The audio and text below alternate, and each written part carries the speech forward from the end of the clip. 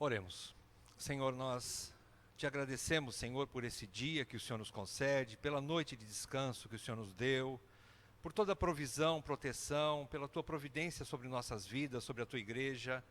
E também, Senhor, por podermos estar aqui congregando, reunidos em teu nome, debruçados sobre a tua palavra, para que possamos compreender, Senhor, o que o Senhor tem para nos ensinar. E estamos fiados, Senhor, no ministério do teu Espírito, porque em nós não habita sabedoria alguma. Por favor, Senhor, pedimos que o teu Espírito se manifeste, que ele abra o nosso entendimento, que ele nos edifique, Senhor, e que assim possamos aprender um pouco mais sobre essa tão importante área da vida da igreja, que é o ministério da igreja local. Que todos sejamos edificados, fortalecidos, consolados e exortados nessa manhã. Assim pedimos, Senhor, em nome de Jesus e para a tua glória. Amém, Pai. Amém. Irmãos, hoje chegamos aí à 8ª aula. Então, nós vamos falar sobre a segunda qualificação que nós encontramos lá em Timóteo, em 1 Timóteo 3 e também em Tito 1, que é esposo ou marido de uma só mulher. Os tradutores da Almeida, eles colocaram em Timóteo, colocaram como esposo e depois lá em Tito como marido, mas são sinônimos. São dois termos gregos diferentes, mas a gente vai ver isso, que tem o mesmo significado. Nós vimos a semana passada sobre a irrepreensibilidade, que na verdade é o atributo ou a qualificação do presbítero que puxa as demais qualificações, ou seja, o homem que quer servir ao Senhor como oficial na igreja, ele precisa ser irrepreensível em todas essas áreas que agora, a partir de hoje, a gente vai começar a tratar. A primeira delas é como esposo, como marido de uma só mulher. Então começa por aí, então ele tem que ser irrepreensível em tudo isso. Irrepreensível também significa que ele é íntegro, ou ele é maduro, inteiro, ele está inteiro ao serviço do Senhor. E nós pudemos analisar desde o Velho Testamento até o Novo, todos os sinônimos de integridade ou de irrepreensibilidade, que isso significa que ele, em primeiro lugar, ele tem uma vida de andar com Deus, ele anda com Deus. Sem isso, ele não poderia ser irrepreensível. Ele não pode tentar forjar uma irrepreensibilidade ou uma integridade sem andar com Deus, sem estar na presença de Deus o tempo todo. Então, o homem de Deus, ele precisa ter um relacionamento íntimo e constante com Deus. Isso começa aí a sua irrepreensibilidade. Nós vamos trabalhar 2 textos, na verdade, eu pus um terceiro ali e um quarto também de Hebreus, mas na verdade nós vamos trabalhar os 2 primeiros textos ali, 1 Timóteo 3:2 e Tito 1:6. Não precisa abrir a sua Bíblia, se você quiser, tudo bem, para acompanhar, mas o texto está transcrito ali. Eu queria que você abrisse somente em Hebreus 13:4. Deixa aberta a sua Bíblia em Hebreus 13:4, que é o único texto que eu não transcrevi. Abre em Hebreus 13:4, então, para a gente começar. Vamos ler, primeiro texto lá em cima. Acompanhem comigo aí. 1 Timóteo 3:2. É necessário, portanto, que o bispo seja irrepreensível, esposo de uma só mulher. Como eu disse, então, a irrepreensibilidade puxou o primeiro e maior de todas as qualificações de um homem de Deus, de um oficial, que é ser marido ou esposo de uma só mulher. Em Timóteo, a tradução está como esposo. Lá em Tito, Paulo diz, alguém que seja irrepreensível novamente, olha, puxando a fila, e marido de uma só mulher. Mas são sinônimos, é lógico. Esposo e marido são sinônimos, tá? Então, alguns podem dizer assim, mas essa lista de qualificações que tem em Timóteo, em 1 Timóteo 3, e lá em Tito 1, são qualificações assim, não colocadas ou enumeradas por importância. Irrepreensível é mais importante do que ser marido de uma só mulher ou esposo de uma só mulher.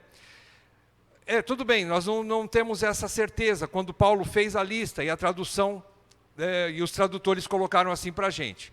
Mas a gente imagina, quando Paulo quis, na sua velhice, na sua certeza de que ele estaria partindo dessa para melhor, né? Ele já estava ali nos dias finais de sua vida, ele prepara 2 homens para dar sequência ao seu ministério de preparação de novos líderes. Para que combatesse as heresias que estavam sendo levantadas na época, ele levanta Timóteo, ele aconselha Timóteo e Tito, para ficar no lugar dele. E quando ele dá essa lista, o interessante é que para os 2 ele dá a mesma lista, pelo menos o início dela é igual. Irrepreensível e marido de uma só mulher. Então isso é significativo para 2 pessoas, a mesma lista, ou pelo menos o mesmo início de lista, com a mesma sequência. Então a gente imagina a importância dessas qualificações. Provavelmente Paulo tinha em mente que eu preciso falar primeiro para Timóteo e para Tito, que para os presbíteros e diáconos, eles precisam ser irrepreensíveis e maridos de uma só mulher. Então dá a entender que ele puxa a fila nas listas das qualificações, com essa qualificação tão importante que é de ser esposo, um bom esposo, não é? Ou marido de uma só mulher. Ele está baseado lá em Gênesis, óbvio, né? Ele está baseado em Gênesis 2, 24 e 25, que Deus diz: por isso deixa o homem pai e mãe, e se une à sua mulher, tornando-se os 2 uma só carne. Fala de unidade perfeita, uma só carne. Marido, o homem, né, deixa pai e mãe e se une à sua. Presta atenção, ele não está falando a mulher, mas se une à sua mulher, tornando-se os 2 uma só carne. Ora, um e outro quem? Homem e sua mulher. Estavam nus e não se envergonhavam. O texto está mostrando que há uma liberdade e há uma unidade perfeita no casamento, no matrimônio. Quando há essa união, então aqui vemos que o segundo relacionamento mais importante da humanidade é o casamento. O primeiro é homem com Deus, o relacionamento na vertical, o ser humano com o Senhor. E o segundo relacionamento mais importante, que você está aberto aí a Bíblia em Hebreus 13, 4, leia alguém para mim bem alto, Hebreus 13, 4. Você já achou? Aham. Aham. Aham. Aham. Vejam, o escritor de Hebreus diz que digno entre todos. Entre todos o quê? O que o autor de Hebreus está querendo dizer? Entre todos, digno entre todos. Todos o quê? Seja um matrimônio. Todos os tipos de relacionamentos que o homem pode ter. O maior é o matrimônio, é o casamento.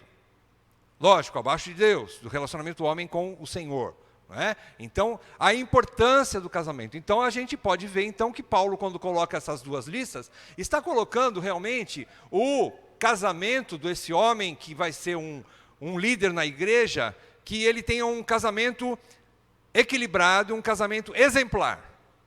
Ele seja um homem exemplar nesse relacionamento, que é o segundo maior na lista de relacionamentos humanos e honrosos, dos mais honrosos, não é? É o matrimônio, conforme Hebreus 13, 4.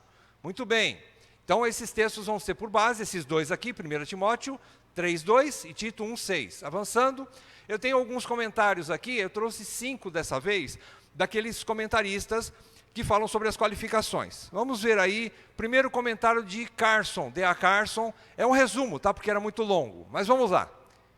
O matrimônio é um tipo, ou seja, um modelo, né? Um tipo, é como se fosse uma representação da relação entre Cristo e a igreja. O matrimônio é um tipo da relação entre Cristo e a igreja. Assim, há algo a ser modelado a respeito de Cristo e da igreja pelo marido e pela esposa. Por uma estrutura de matrimônio não só caracterizada por fidelidade e integridade, mas também pela monogamia. Marido de uma só mulher. De qualquer forma, Paulo exclui o polígamo da possibilidade de ser pastor, bispo e presbítero. Então aqui Carson diz que a poligamia não existe. Ela nunca existiu, na verdade. Desde o Velho Testamento, Deus nunca incentivou a poligamia. Haviam homens que tiveram mais de uma mulher? Houveram. Mas isso nunca foi dito por Deus. Nunca foi a vontade de Deus que o homem se casasse com mais de uma mulher, tivesse mais de uma esposa. Nunca. Sempre foi a monogamia. A ordenança de Deus foi essa. Vocês viram lá em Gênesis 2, 24 e 25. Era o homem e sua, não suas mulheres. Sua mulher. Essa era a vontade de Deus. Então, Carson diz que o polígamo, aquele que tem mais de uma mulher, que também caracteriza alguém que tem uma vida sexual promíscua, não é? Ele se relaciona com mais de uma mulher, não é? Então, ele está descartado da possibilidade de ser um oficial na igreja. Outro comentário de Calvino. O resumo é: a única exposição verdadeira, portanto, é a de Crisóstomo. Calvino puxa o comentário de Crisóstomo, São João Crisóstomo. Ele diz o seguinte, que em um bispo, o Crisóstomo expressamente condena a poligamia, que naquele tempo, os judeus quase consideravam como legal. Os judeus achavam que tudo bem ter mais de uma mulher, mas não, nunca foi legal, nunca foi da vontade de Deus. Crisóstomo condenava isso. Poligamia era bastante prevalente entre eles, portanto, com grande propriedade, Paulo especifica que o bispo deveria estar livre dessa mácula. Olha, Calvino considera, e Crisóstomo considera a poligamia como uma mácula, um erro. Paulo proíbe a poligamia em todos que detêm o ofício de bispo, porque é a marca de um homem impuro e de alguém que não observa a fidelidade conjugal. Então a fidelidade conjugal é caracterizada por alguém que tem uma única mulher. Comentário de John Gill. Resumo também, essa regra não torna necessário que ele tenha uma esposa. Ou seja, pode ser um presbítero solteiro? Pode. Ele não está dizendo que, então o presbítero tem que ser marido. Ele tem que ser esposo. Não. Ele diz que ele tem que ser esposo de uma só mulher. Ele não está falando sobre estado civil. Ele está falando sobre fidelidade conjugal. É outra coisa. Então, ou que ele não deva se casar, ou não tenha se casado com uma segunda esposa após a morte da primeira, também pode. Apenas, se ele se casar, ou for casado, que ele só tenha uma esposa de cada vez. Olha aqui, às vezes a gente acha engraçado esse termo aí, né? Ter uma esposa de cada vez, não é? Mas é verdade, é lícito. Em alguns casos, não é? Em alguns casos é lícito ter uma mulher de cada vez. Se o homem ficou viúvo, ou se ele divorciou de uma mulher que foi infiel a ele foi vítima de adultério, a Bíblia nos dá permissão para se divorciar e para se casar de novo, e é lícito esse novo casamento. Se é lícito o divórcio, também é lícito o novo casamento. Se ele se casou com uma segunda mulher, a primeira foi uma adúltera, não foi irremediável, não houve arrependimento da parte da mulher, e ela se foi, e então ele se divorciou e se casou com uma segunda, ele pode ser um presbítero. E isso não impede dele ser presbítero. Essa regra exclui... desculpa, onde é que eu estou? Só tenho uma esposa de cada vez. De forma que esta regra exclui do ofício de presbítero, pastor ou bispo das igrejas quaisquer pessoas que sejam polígamas, que tenham mais de uma esposa ao mesmo tempo, olha aí, ou que tenham se divorciado de suas esposas e não por causa de adultério e tenham casado com outras. Quer dizer, se não for por causa de adultério ou por abandono irremediável, irreversível, a mulher foi embora, juntou com outro, não quis mais saber do primeiro marido, esse irmão ele pode ser um presbítero, não é? Se ele se casar de novo com outra mulher, tá? Desde que seja uma irmã também, porque Paulo orienta isso. Então tem alguns critérios, lógico. Ele precisa se casar, mas que seja com uma irmã, com alguém que também seja cristã. Não é? Porque o casamento dele, novamente, passa a ser modelo para o rebanho, para todos nós. Tá? Terceiro comentário, John MacArthur, quarto, né? Literalmente em grego, homem de uma mulher só, é o que significa marido de uma só mulher. Isso nada tem a ver com casamento ou divórcio. O ponto não é o estado civil, aquilo que eu já falei, né? O ponto não é o estado civil do presbítero, mas a sua pureza sexual e moral. Se ele está sendo moral em sua conduta sexual. É isso que ele quer dizer. Essa qualificação encabeça a lista, porque é nessa área que líderes são mais inclinados a falhar. John MacArthur acha que, por isso que Paulo colocou marido de uma só mulher como a primeira qualificação, depois de irrepreensível. Por quê? Porque a área sexual é uma das áreas que os homens são mais tentados. E é a mais destrutiva, ainda mais quando se torna, se o homem é um ministro. É a que desqualifica o camarada. Tira ele para escanteio. Ou pelo menos ele vai ficar de molho um bom tempo, até que ele mostre um verdadeiro arrependimento, para depois pensar, a igreja vai pensar se esse homem está apto de novo a ocupar o ofício de ministro. Se ele vier a adulterar, por exemplo.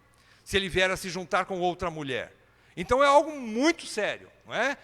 Por isso que encabeça, MacArthur acha que é por isso que encabeça a lista, porque é nessa área que os líderes são mais inclinados a falhar. Um homem de uma só mulher, de uma mulher só, é aquele que é totalmente dedicado à sua esposa. Olha só, não só não pratica impureza sexual, mas ele é dedicado, totalmente dedicado à sua esposa, mantendo singular devoção, afeição e pureza sexual, tanto em pensamento como em atos. Porque em pensamento, aqui encaixa-se a nossa velha inimiga, pornografia. Né? Que você, às vezes, adultera contra a sua esposa na sua mente. Olhando uma revista pornográfica, olhando um vídeo pornográfico, ou figuras desse gênero. Não é? Então nós adulteramos contra o nosso cônjuge, às vezes só na mente. E Jesus diz que é a mesma coisa. É a mesma coisa. Ele diz, eu porém vos digo, que aquele só de pensar na mulher do próximo, já adulterou com ela. O Sermão do Monte ele fala sobre isso. Então, nós estamos aqui embaixo, não é? Violar isso é perder a irrepreensibilidade. Olha como John MacArthur liga, né? Aquele primeiro ponto. O homem irrepreensível, ele precisa zelar pelo seu casamento. Ele precisa zelar pelo relacionamento conjugal. Ele precisa zelar pela sua pureza sexual. Ele precisa zelar para que ele não caia em tentação nessa área sexual. E mantenha-se fiel à sua esposa. A grande qualificação do homem de Deus é manter-se fiel ao seu casamento, ao matrimônio, à sua mulher, marido de uma só mulher, ponto final, não é? Então isso perder isso seria violar a sua irrepreensibilidade, é deixar de ser irrepreensível, no sentido mais sério da palavra, não é? É perder. Depois a gente vai analisar o que Paulo fala em 1 Coríntios 6. Ele fala sobre que quem peca, peca contra o próprio corpo. Nós vamos chegar lá daqui a pouco. Outro último comentário, MacDonald, ele diz assim, o bispo não deve ser culpado de nenhuma infidelidade ou irregularidade em seu casamento. Sua vida moral deve estar acima de qualquer suspeita. Ele não pode ter nenhuma mácula, não é? Nessa área. Certamente, a frase marido de uma só mulher significa que o presbítero não pode ser polígamo, nem ter outra companheira ou amante. Em suma, afirma que sua vida de casado deve ser um exemplo de pureza ao rebanho.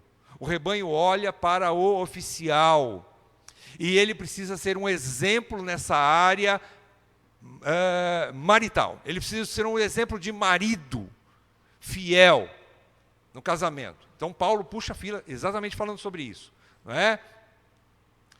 O resumo dessas conclusões de todos esses comentaristas, eu coloquei, é um resumo também porque era muito comprido, então vamos lá. O presbítero é alguém que encontrou uma esposa, tá? Só uma. Tá bom, só uma esposa, e deixou de ter olhos para outras mulheres. Ele é dedicado àquela única mulher. Ele é dedicado àquela única mulher. Homens maduros não têm sua sexualidade exacerbada, descontrolada, de maneira que sejam incontinentes, não têm domínio próprio, não sabem se conter na área sexual e facilmente tentáveis nesse campo. Quer dizer, qualquer coisa ele pode cair em tentação. O homem de Deus não pode ter essa fragilidade, por assim dizer. Ele não pode ter essa fragilidade. Né? Homens assim ainda apresentam traços de comportamento adolescente e, portanto, precisam amadurecer. Ele não está pronto ainda. Ele nunca vai ser um presbítero? Não, não é que ele nunca vai ser um presbítero, mas ele precisa ser um pouco mais maduro nessa área. E se essa qualificação ele tem falhas, ele precisa ser corrigido e crescer, amadurecer nessa área. Não é? Terminando esse resumo das conclusões, o coração deles está dividido sexualmente e há espaço para outras mulheres na sua sexualidade, mesmo que seja só visualmente, ou seja, a tal da pornografia. Isso está destruindo muita mente de muitos homens de Deus. Portanto, pode-se dizer que o presbítero deve ser um homem maduro na sua sexualidade e no seu compromisso e fidelidade à sua esposa. Isso poupa a igreja de grandes riscos, como alertou MacArthur, quando ele fala lá, John MacArthur. O casamento do presbítero é belo e exemplar, adequado modelo do evangelho, como diz lá em Efésios 5, 25 a 32, que Paulo diz que tanto como Cristo amou a igreja e assim mesmo se entregou por ela, assim o homem deve fazer com a sua esposa. Ali está falando no geral. Esse alerta aqui, meus irmãos, alerta aos presbíteros, não é? É um alerta que está lá para os oficiais. Porém, é para todo cristão. Porém, é para todo marido. Se você não tem capacidade de se reservar para sua esposa, não se case. Porque você não é homem ainda. Você não é homem. Se você não sabe se preservar para a sua mulher, você ainda é um adolescente. Você ainda está precisando de fralda e não de cueca. Então, preserve-se. Preserve-se. Não só presbíteros, mas todos os homens casados. Todos os homens casados. Esses créditos aí são do Júlio Reis, não é, editor daquele blog cristão calvinista, como a semana passada eu disse, Ministério Batista Bereia, Teresópolis, Rio de Janeiro. Um homem que tem ajudado bastante a gente, esse Juliano, né? Juliano. Vamos analisar o termo marido e esposo, né? Marido de uma só mulher. No original grego, andros ou aner. Andros está em 1 Timóteo 3, 2 e aner está em Tito 1, 4, 5. Tito 1, 6. Tito 1, 6. Então, os termos andros e aner, que significa marido ou esposo, eles são diferentes de antropos. Antropos, que também quer dizer homem, mas ele significa homem diferente dos animais. Antropos significa um homem racional, dominante na criação. Antropos significa a humanidade que é diferente do restante da criação. Esse é o termo antropos, no grego. E é diferente também de brotos, que significa um homem diferente de Deus. Um ser racional, porém inferior e submisso à divindade. Então, andros e aner, que também significa homem, ou marido, quer dizer mais marido e esposo. E é diferente desses dois termos, que significa o gênero humano, no sentido de que ele é racional, porém é menor que Deus, mas maior que a criação. Não é? Significados então de marido e esposo, nesses dois termos, andros e aner, de 1 Timóteo 3 e Tito 1. Ele expressa a ideia de uma pessoa do sexo masculino, tá? Está falando de homem, marido e esposo, homem. Não pode ser um marido e esposo mulher, tá? Ele tem que ser marido e esposo homem, fica bem claro, tá? Na Bíblia não tem essa terceira opção. Expressa a ideia de uma pessoa do sexo masculino, casado oficialmente com uma única mulher e chefe de uma família. Esse negócio de cristão se juntar aos trapinhos e não se casar oficialmente diante do governo, isso é balela. E é pecado. Isso é fornicação. Por quê? Se um homem ama realmente uma mulher, ele tem que oficialmente se juntar a ela, diante do governo da região onde ele mora, do país que ele mora. Tem que cumprir as ordenanças do governo. O cara que fala assim, não, bem, nós não precisamos de papel, a gente se ama tanto, mulher, irmãs, ele está enrolando você. Você está entrando em pecado por causa desse camarada. Separe-se dele. Não se junte com um camarada que não quer um compromisso oficial com você. Esse cara é um babaca. Ele não tem nada de homem. Ele é um moleque irresponsável, porque ele não quer assumir você, irmã. Ele não quer assumir você, então fuja desse homem. Ele não serve para você. Então começa por aí, ele tem que ser oficialmente ligado a uma única mulher. E chefe de família. Chefe fala que ele é totalmente responsável por aquela casa. Começando na mulher. Ele tem a responsabilidade de cuidar dela, de proteger ela, de prover ela. Ele precisa fazer isso. Ok? Avançando. Marido de uma só mulher, Andros Anner, também significa homem ou varão, expressando a ideia de um ser viril, másculo. Ele tem pelo. Ele é um camarada que realmente assume a sua postura masculina. Eu estou olhando para o Eduardo esteve lá no Sul esses dias, ele deve ter ouvido bastante coisa nesse sentido lá. O pastor Jack, ele fala algumas coisas um pouco pesadas, mas ele fala coisa séria também. E ele tem razão em algumas coisas que ele fala. Ele tem raiva, ele tem ódio de moleque, não é isso? Ele tem ódio de moleque, que não assume a responsabilidade diante da mulher. É isso, o homem tem que ser viril, ele tem que ser másculo. Ele tem potência física, ele tem potência sexual e emocional. Ele supre a sua esposa, ele expressa varonilidade. Então varão é isso, expressa varonilidade, ele é másculo, ele não tem medo, ele pode ter medo, mas ele vai resolver os seus medos. Ele vai buscar resolver as suas questões aí de fragilidades, porque ele sabe que ele não é o vaso mais frágil, ele é o vaso mais forte. Segundo a Bíblia, ele não pode ser o vaso mais frágil. A esposa precisa dele como alicerce, não como um bibelô que enfeita a televisão dela. O homem foi feito para ser de costa larga, viril, potente, forte. Ainda que seja magrelo como eu, mas tem que ser forte. Ele tem que ser forte. Também significa íntegro, senhor, íntegro. Andros Anner também tem essa característica. Ele é digno de ser respeitado. Tem autoridade e maturidade em oposição aos imorais. Olha lá, ter autoridade e maturidade significa que ele não é imoral, ele não é louco de fazer qualquer coisa irresponsável, ele não é adúltero, ele guarda o seu casamento, ele é fiel à sua esposa, ele não é hipócrita, ele não é um cara mentiroso de duas palavras, ele não é um cara que insincero, quando a palavra dele é sim, sim, não, não. Isso é ser homem, é dar o fio de bigode ainda que ele tenha prejuízo com aquilo que ele disse que ia fazer. Se ele marca com alguém, ele vai.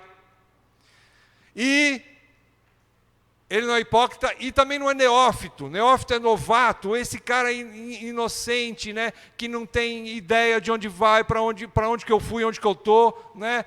Não, ele se situa, ele tem maturidade suficiente para entender o que está acontecendo ao seu redor. Né? Então ele não é, como Paulo diz, criança levado por todo o vento de doutrina. Não, ele precisa ser maduro. Ele precisa ter pé no chão. Não é? Isso expressa, então, respeitabilidade. Então, Andros Anner, como marido ou esposo, significa que ele expressa varonilidade, ele tem potência, virilidade, masculinidade, e expressa respeitabilidade. Ele é um cara confiável. É um cara que dá para confiar na sua palavra. Agora, com uma conclusão prévia. Eu vou tomar bronca hoje, porque eu sei que às vezes a Val fala assim, mas você fez conclusão em cima de conclusão, em cima de conclusão. Hoje, de novo, eu estou fazendo a mesma coisa, né? Ela não me pega no meu pé depois, mas não tem problema. Eu vou ter que fazer isso porque é uma conclusão prévia, depois eu vou falar sobre mais algumas coisas. Né? Então, conclusão, o marido era alguém que, em primeiro lugar, pertencia exclusivamente a uma única esposa. Única esposa. Concluindo, então, ele só tinha uma esposa. Em segundo lugar, era forte o suficiente para garantir segurança física, segurança sexual, segurança emocional e segurança espiritual à sua esposa. Era um homem maduro para garantir tudo isso. Na parte física, ele precisa ser aquele que faz o trabalho pesado da casa e não deixa para ela.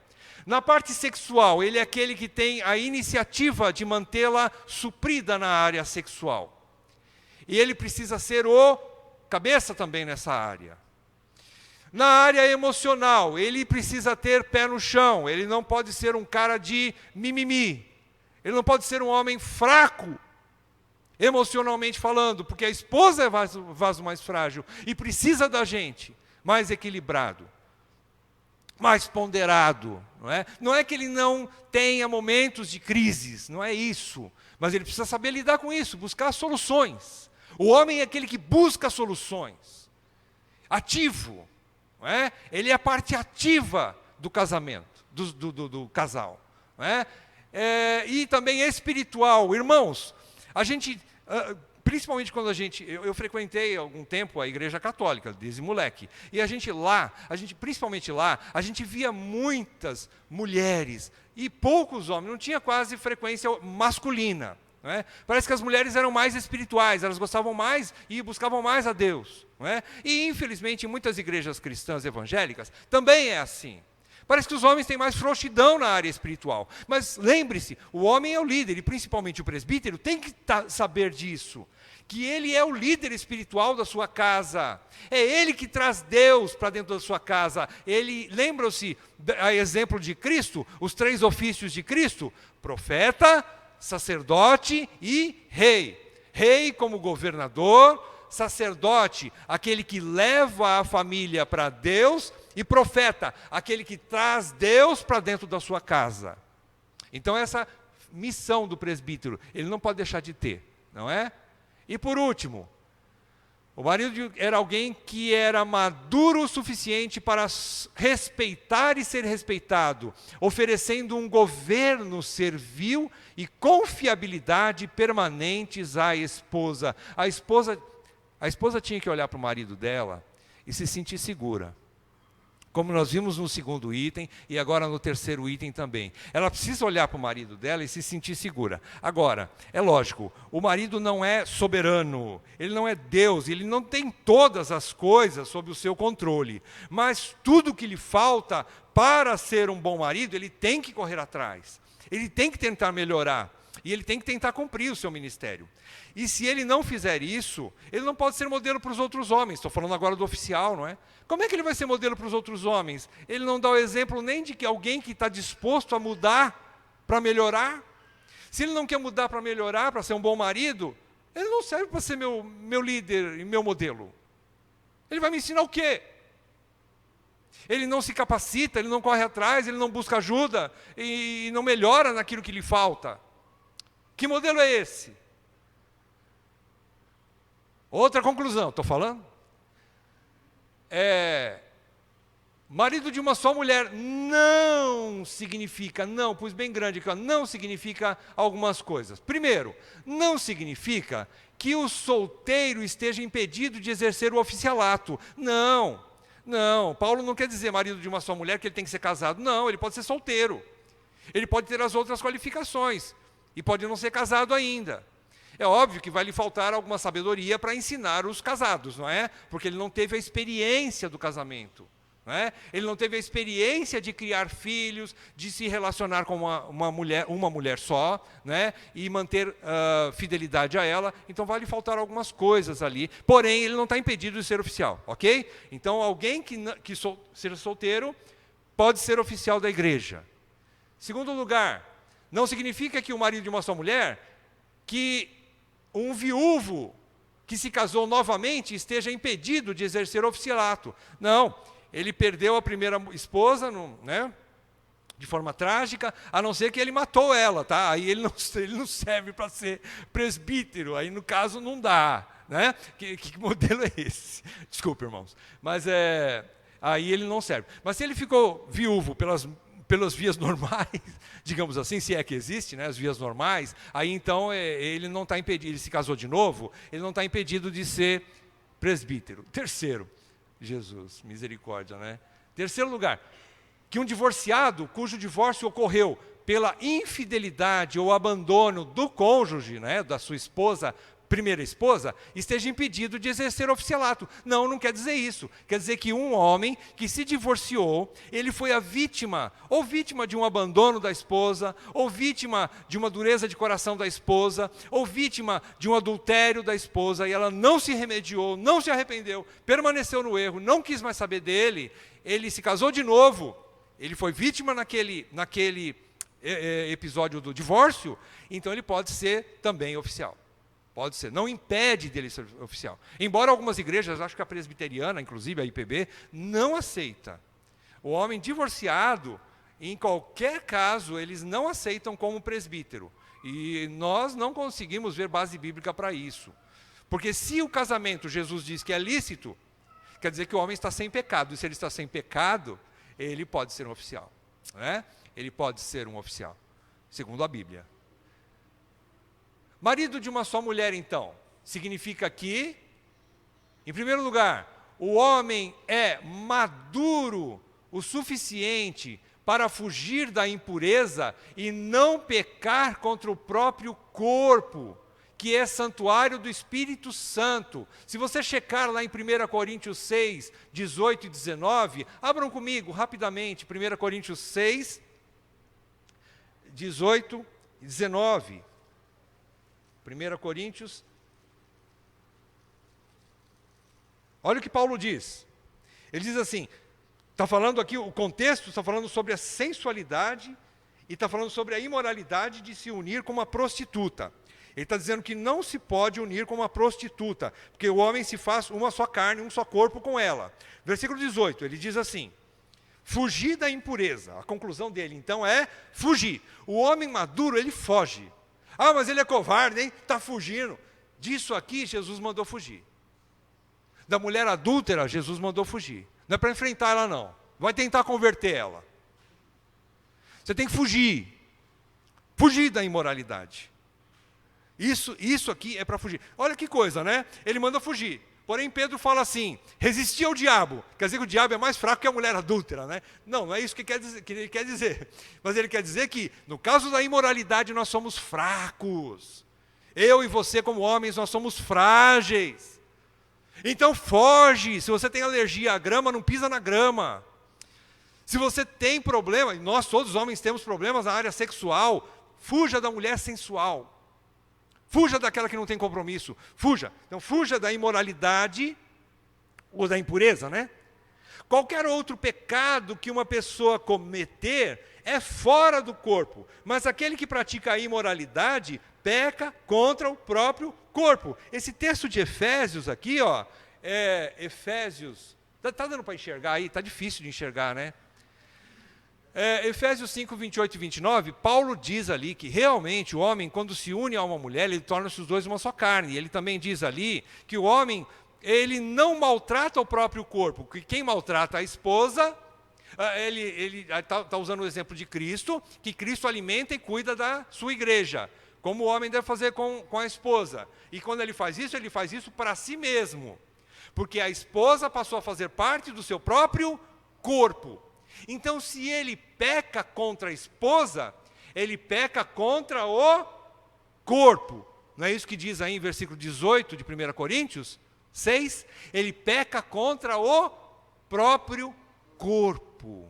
Ele está dando uma apunhalada nele mesmo. Ele está se ferindo mortalmente. Não é? E ele então, Paulo termina no versículo 19 de 1 Coríntios 6, dizendo assim, acaso não sabeis que o vosso corpo é santuário do Espírito Santo, que está em vós, o qual tendes da parte de Deus, e que não sois de vós mesmos? Quer dizer, o nosso corpo não é nosso, o nosso corpo é de Deus em primeiro lugar, e em segundo lugar, o nosso corpo também não é nosso. Fisicamente falando, o nosso corpo é da esposa, da minha esposa. Como ela é minha, eu sou dela. E se eu peco contra ela, eu estou pecando contra mim mesmo. Eu estou me ferindo. Não é? É isso que Paulo diz. Então, o homem tem que ser maduro o suficiente para fazer isso. Para fugir daquilo que é pornografia, daquilo que tenta para levá-lo a um pecado sexual.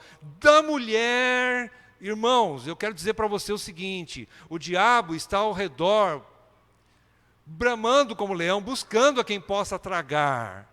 Quero dizer para você, não só homem, mas também mulheres, não é? Que existe essa tentação em qualquer lugar.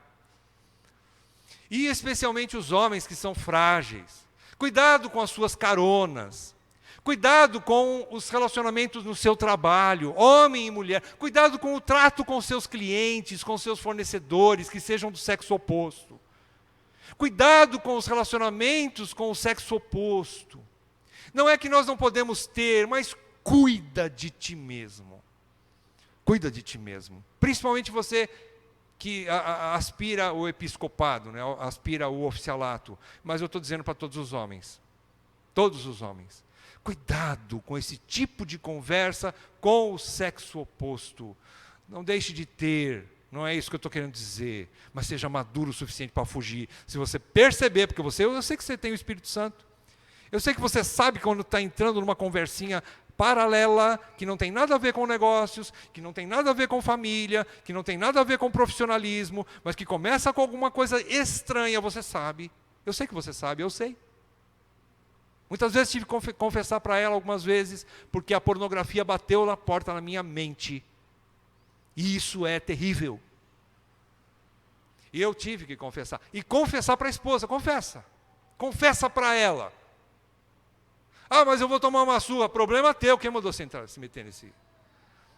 Não, você tem que se humilhar diante dela. E conte para ela o que passa na tua cabeça. Não é? Ou alguma conversinha que você chegou a ter. Deus nos livre se chegou a vias de fato. Se não chegou, corra e arrependa-se antes que seja tarde. Não é? Segundo ponto. Marido de uma só mulher significa que o homem é forte o suficiente para se afastar da mulher adúltera, da pornografia e das tentações sexuais ilícitas. E assim preservar a sua honra, seus bens e seu fruto do seu trabalho. Eu queria abrir rapidamente Provérbios 5. Mulheres, vou dizer uma coisa para vocês, esposas principalmente. Essa aula aqui foi dada há uns 2 anos atrás aqui na igreja, viu? Se o seu marido não se aprumou nessa área, pega no pé dele. Porque isso aqui foi ensinado aqui para todos os homens que estavam aqui na época, né? É praticamente a mesma aula. Provérbios 5. Provérbios 5.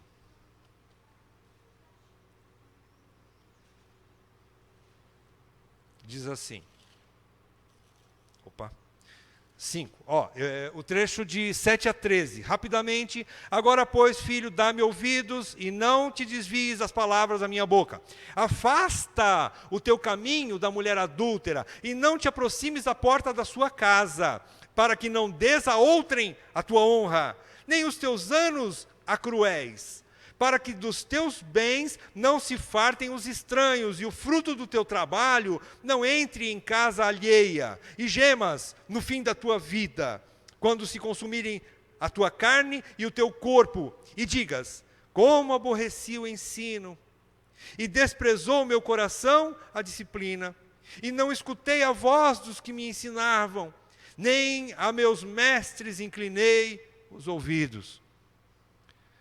Olha que ensinamento de Salomão para o filho dele, e para nós todos, nessa manhã, não é? Então, tomar cuidado, isso aqui, irmãos, você pode dizer assim, mas não tem nenhum caso desse, não. Mas nós temos que estar precavidos, nós temos que estar alertas, porque é uma área, como o MacArthur disse, muito perigosa para todo tipo de homem.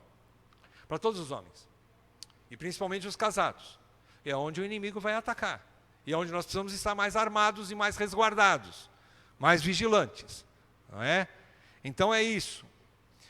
Por quê? Eu digo aqui, preservar a sua honra, principalmente o fruto do seu trabalho. Às vezes você pode ser um camarada estudioso, às vezes você pode ser um candidato a presbitério, a diaconato, que está assim, top. Todo mundo da igreja olha para você e fala, nossa, esse cara é um oficial já. Ele tem tudo para ser um bom presbítero, um bom diácono. E o camarada cai em adultério. Às vezes o fruto do seu trabalho, que você honrou a Deus por tantos anos, vai por água abaixo por causa de 5 minutos de prazer, às vezes nem isso. Não ponha a perder isso, irmão. não põe a perder isso. Por causa de um pouquinho de prazer ilícito. Não jogue fora a sua honra. Não jogue fora o seu trabalho, que tanto custou para você. Último lugar, o marido de uma só mulher significa que o homem é sábio o suficiente para beber a água de sua própria cisterna e desfrutar do manancial bendito que é a mulher da sua mocidade, corça de amores e gazela graciosa. Eu gosto de encerrar com algo apaixonado, né? Por quê? Porque você casado tem uma corça de amores do teu lado. Você tem uma mulher da tua mocidade. É o que a Bíblia diz, fala da esposa. Curta com ela. Desfrute dela. Aproveite, no bom sentido, respeitosamente, mas ela é a mulher que é a fonte de prazeres para você. Leia comigo aí. Está aí, ó, mesmo texto, na sequência. A partir do versículo 15, bebe a água da tua própria cisterna e das correntes do teu poço. Estou falando de Provérbios, tá? É o mesmo texto que nós estamos. Bebe a água da tua própria cisterna e das correntes do teu poço. Derramar-se-iam por fora as tuas fontes e pelas praças os ribeiros de águas? Sejam para ti somente, e não para os estranhos contigo. Seja bendito o teu manancial, e alegra-te com a mulher da tua mocidade, corça de amores e gazela graciosa. Aleluia. Saciem-te os seus seios em todo o tempo, e embriaga-te sempre com as suas carícias. Curta a sua esposa. Sacie-se com ela. Né? Alimente-se, sexualmente falando, emocionalmente falando, daquela que Deus criou especialmente. Você sabia que ela é o teu número? Às vezes quando a gente compra roupa, compra calçado, né? Ah, tem aí do meu número? Ah, não tem. Pois é, a mulher é do teu número. Exatamente, ela foi feita para você. Ela é a costela que está faltando para você, ela é o complemento. A tua esposa, ela é a que vai te satisfazer diante de Deus, de forma santa, irrepreensível. O leito sem mácula, lembra-te de Hebreus? Leito sem mácula. Não é? Então, isso é uma maneira de se preservar, de se guardar, de aproveitar aquilo que Deus lhe deu, de curtir aquilo que Deus lhe deu, ser feliz com a mulher da tua mocidade, não é? E assim se fortalecer nessa área, e é uma das maneiras que Deus nos dá para nós nos preservarmos, não é? Então, irmãos, está aí. Eu gostaria de que os irmãos pudessem fazer comentários. Olha, hoje fomos bem, né? 50 minutos de aula, foi bem rápido. E se os irmãos tiverem comentário, irmãs também, tá? Tiverem algum comentário, ou então alguma pergunta, vamos falar?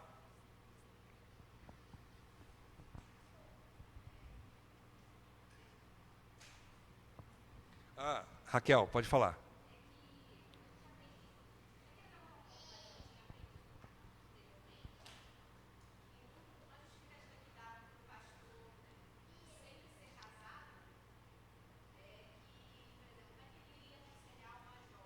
Uhum.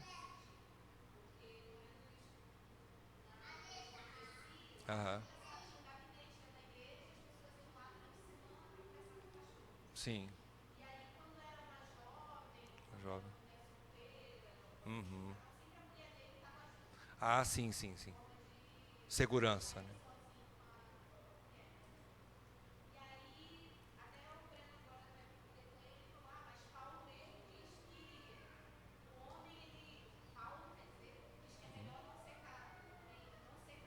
Uhum.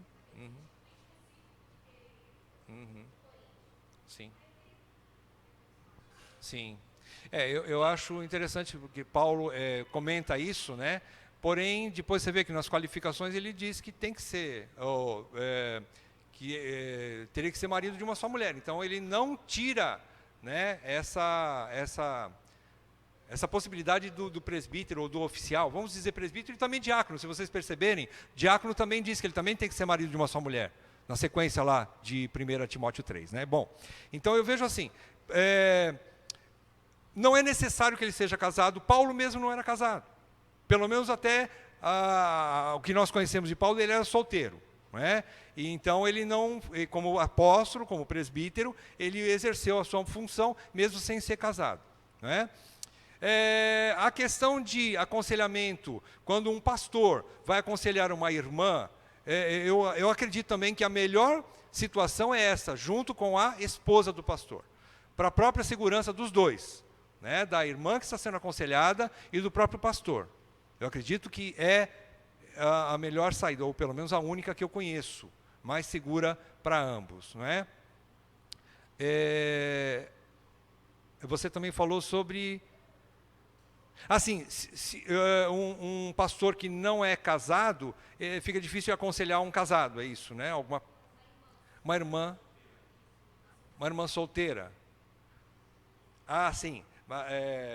Só para eu entender melhor. Por exemplo, o pastor não é casado e aconselhar uma pessoa não casada. Solteira. Aham.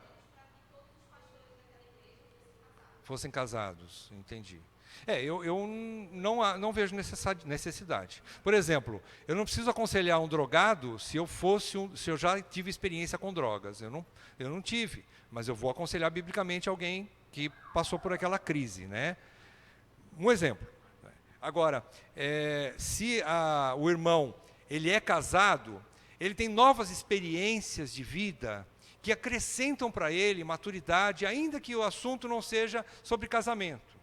Mas ele vai ter um pouco mais de maturidade, ele vai ter um pouco mais de condição de conversar com ela. Porém, não impede dele ser bíblico, né? O que importa é que o pastor tenha conhecimento bíblico para ensinar as pessoas nos caminhos da palavra de Deus, não é? Independente da sua experiência particular, não é? Eu vejo que ele pode ser um líder, mesmo sem ser casado. Aham. Aham. Aham.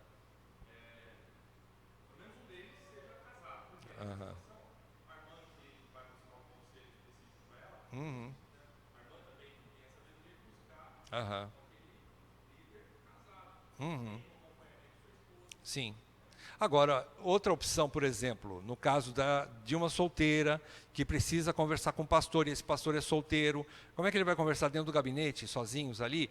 O risco é só isso, é só o ambiente onde eles estão conversando.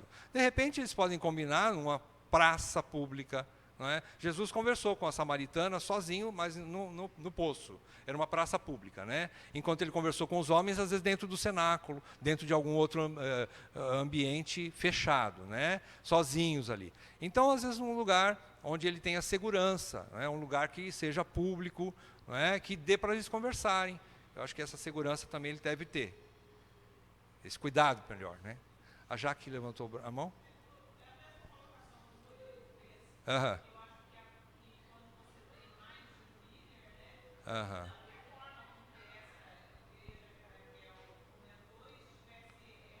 Aham. Sim.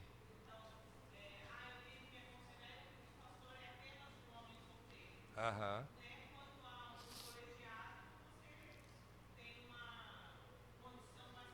Mais favorável. Exatamente. Na pluralidade, exatamente.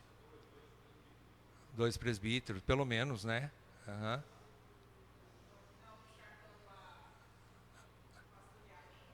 Aham.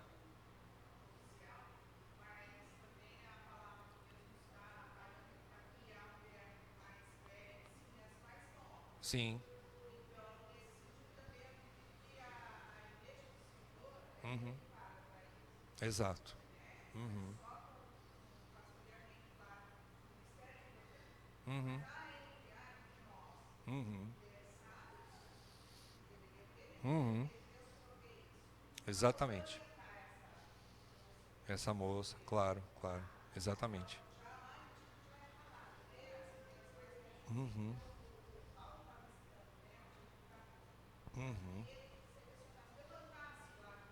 Uhum. Exatamente. Vai falar mais? Esse ponto que a Val colocou é interessante porque, por exemplo, Paulo, se vocês perceberem, 1 Timóteo 3, lá no meio das qualificações, quando ele termina de falar para os presbíteros, depois ele começa a falar dos diáconos. Aí ele para e fala de mulheres. Aí ele volta e fala dos diáconos de novo. 1 Timóteo 3. Quem são essas mulheres? Tito, capítulo 2, né? Tito 2 fala que as mais velhas ensinem as mais novas. Então, quando a gente fala de ministério, o ministério não é só os oficiais. Ministério significa serviço. Então as mulheres, embora não sejam oficiais na igreja, mas elas têm um ministério. O ministério delas é ensinar as mais novas. Então é um corpo onde todos funcionam. Existem os oficiais? Existem. Mas isso não significa que só eles trabalham, só eles ensinam, só eles ministram. Não, existem as mais velhas que ensinam as mais novas, por exemplo, no caso das mulheres. Não é? Bem lembrado. Alguém ia falar mais alguma coisa? Marcos? Ah. Ah. Aham.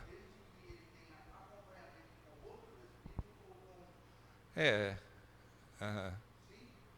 Sim, sim, sem problemas. Como presbítero, todo presbítero tem a incumbência de ensino. Se ele se candidatou ao presbitério, ele tem que ser apto a ensinar. Criança, adolescente, velhos, adultos, mulheres, homens, ponto, né? Ah, certo. Aham. Aham. Sim, sim. É uma exigência, né? Claro. É. Aham. É. Aham. Sim. Aham. Não necessariamente com outro presbítero, né? Ou outra pessoa, ou sozinho, desde que esteja um ambiente público, que ele não corra riscos, né? Nessa área, né? Da tentação. Né? Ele pode conversar com ela sozinho, em público, né? No final de uma reunião da igreja, num cantinho, pode conversar com ela. Não tem problema. Eu não vejo problema quanto a isso. Né? Mais alguém queria fazer alguma pergunta ou alguma outra colocação? Bom, avançamos então no segunda qualificação, né? Maridos de uma só mulher. Pode falar. Não? Ah, tá. Ah, Raquel. Tá bom. A Val não quer falar, né, Raquel? Pode falar. Não, você não deu. Ah, tá. Pode falar, irmã.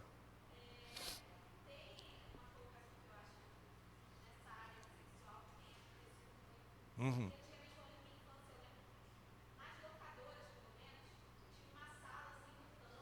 Uhum.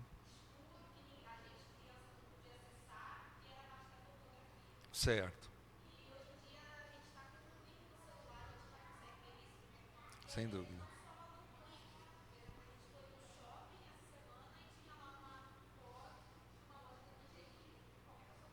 Hum. Uhum. Uhum. Sim. Uhum.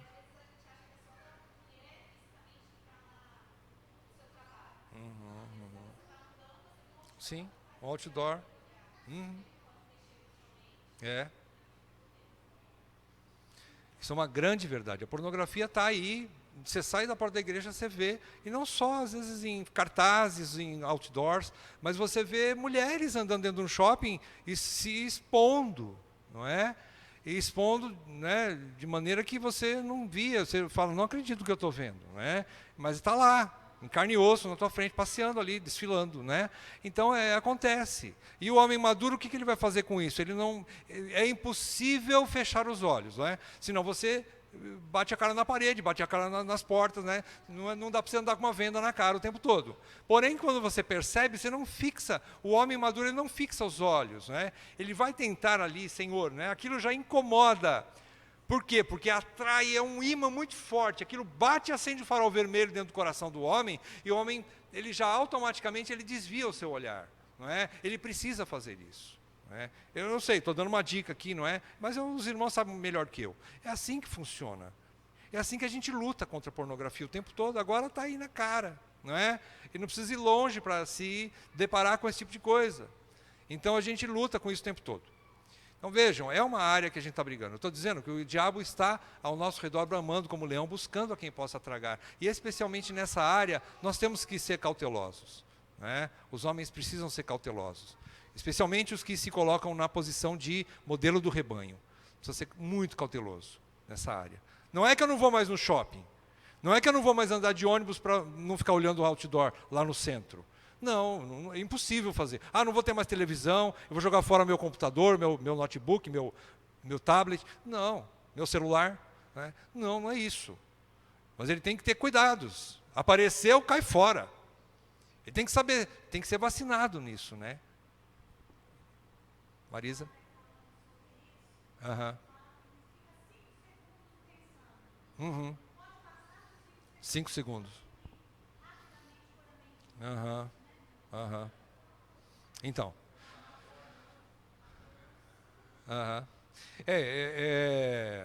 Assim, é igual a gente vê, por exemplo, quando cai um alimento no chão, né, aí você fala assim, você tem alguns segundos para pegar que não contamina, né, dá tempo de pegar, se for rapidinho.